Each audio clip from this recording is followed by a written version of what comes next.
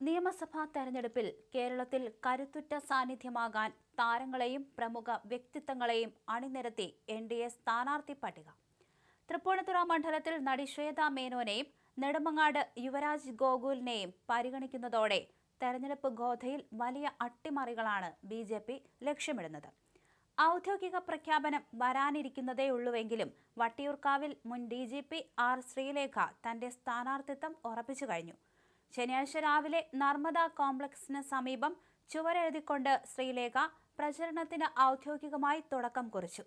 BJP കേന്ദ്ര നേതൃത്വത്തിന് കൈമാറിയ 52 മണ്ഡലങ്ങളിലെ പ്രാഥമിക പട്ടികയിലാണ് സിനിമാ സാംസ്കാരിക രംഗത്തെ പ്രമുഖർ ഇടം പിടിച്ചിരിക്കുന്നത്. തൃപ്പൂണിത്തുറയിൽ 2020 തലവൻ സാബു ജേക്കബ് മത്സരിക്കണമെന്നാണ് ബി.ജെ.പി ആഗ്രഹിക്കുന്നതെങ്കിലും അദ്ദേഹം തയ്യാറായില്ലെങ്കിൽ നടി ശ്വേതാ മേനോനെ കളത്തിലിറക്കാനാണ് നീക്കം. നെടുമങ്ങാട്ട് യുവ വോട്ടർമാരെ ആകർഷിക്കാൻ യുവരാജ് ഗോകുലിനെയാണ് പാർട്ടി മുഖ്യമായും പരിഗണിക്കുന്നത്.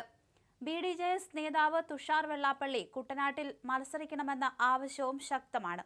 മറ്റ് പ്രധാന മണ്ഡലങ്ങളിലെ സാധ്യതകൾ ഇങ്ങനെയാണ്: നേമത്ത് രാജീവ് ചന്ദ്രശേഖർ, കഴക്കൂട്ടത്ത് വി. മുരളീധരൻ, കാട്ടാക്കടയിൽ പി.കെ. കൃഷ്ണദാസ്, തിരുവനന്തപുരത്ത് കരമന ജയൻ, ജി. കൃഷ്ണകുമാർ, രാജശേഖരൻ നായർ എന്നിവരുടെ പേരുകളാണ് പരിഗണനയിലുള്ളത്. പാലക്കാട് ശോഭ സുരേന്ദ്രൻ, കാഞ്ഞിരപ്പള്ളി കേന്ദ്രമന്ത്രി ജോർജ് കുര്യൻ, വട്ടിയൂർക്കാവിൽ കെ. മുരളീധരനെതിരെ പത്മജ വേണുഗോപാലിനെ മത്സരിപ്പിക്കാൻ ആലോചനയുണ്ടായിരുന്നുവെങ്കിലും ഇപ്പോൾ തൃശൂരിലേക്കാണ് പത്മജയെ പരിഗണിക്കുന്നത്. തൃശൂരിൽ പത്മജ ഇല്ലെങ്കിൽ ക്രൈസ്തവ സമുദായത്തിൽ നിന്നുള്ള പ്രമുഖ വ്യക്തിത്വത്തെ സ്ഥാനാർത്ഥിയാക്കാനാണ് എൻ.ഡി.എ ലക്ഷ്യമിടുന്നത്. കഴിഞ്ഞ ലോക്സഭാ തദ്ദേശ തെരഞ്ഞെടുപ്പുകളിൽ ബി.ജെ.പി മുന്നിലെത്തിയ വട്ടിയൂർക്കാവ് ഇത്തവണ തിരിച്ചുപിടിക്കാമെന്ന ഉറച്ച വിശ്വാസത്തിലാണ് ആർ. ശ്രീലേഖയെ പോലെയുള്ള കരുത്തുറ്റ വ്യക്തിത്വത്തെ പാർട്ടി നിയോഗിച്ചിരിക്കുന്നത്. മഞ്ചേശ്വരത്ത് കെ. സുരേന്ദ്രൻ, കോഴിക്കോട് നോർത്തിൽ നവ്യ ഹരിദാസ്, ഷൊർണൂരിൽ ശങ്കുട്ടി ദാസ്, പാലായിൽ ഷോൺ ജോർജ് തുടങ്ങിയവരും ബി.ജെ.പി കേന്ദ്ര ഘടകത്തിന് നൽകിയ പട്ടികയിൽ ഉൾപ്പെട്ടിട്ടുണ്ട്.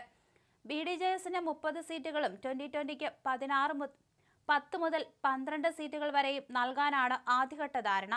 സ്ഥാനാർത്ഥി പ്രഖ്യാപനം ഔദ്യോഗികമായി വൈകുമെങ്കിലും വട്ടിയൂർക്കാവ് പോലുള്ള എ ക്ലാസ് മണ്ഡലങ്ങളിൽ പ്രചരണം നേരത്തെ തുടങ്ങാനാണ് ബി.ജെ.പി നൽകിയിരിക്കുന്ന നിർദ്ദേശം.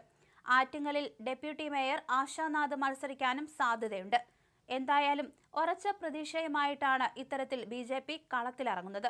അതുകൊണ്ട് തന്നെ സ്ഥാനാർത്ഥികളെ എല്ലാവരെയും ഉടൻ തന്നെ പ്രഖ്യാപിച്ചേക്കാം. അതുകൊണ്ടാണ് പ്രമുഖ വ്യക്തിത്വങ്ങളെയും താരങ്ങളെയും അണിനിരത്തി ഇത്തരത്തിൽ എൻ.ഡി.എ സ്ഥാനാർത്ഥി പട്ടികയും പുറത്തു വന്നിരിക്കുന്നത്. എന്തായാലും ഇപ്പോൾ ശ്വേതാ മേനോനെയും യുവരാജ് ഗോകുലിനെയും പരിഗണിക്കുന്നുണ്ട് എന്നാണ് ലഭ്യമാകുന്ന വിവരം.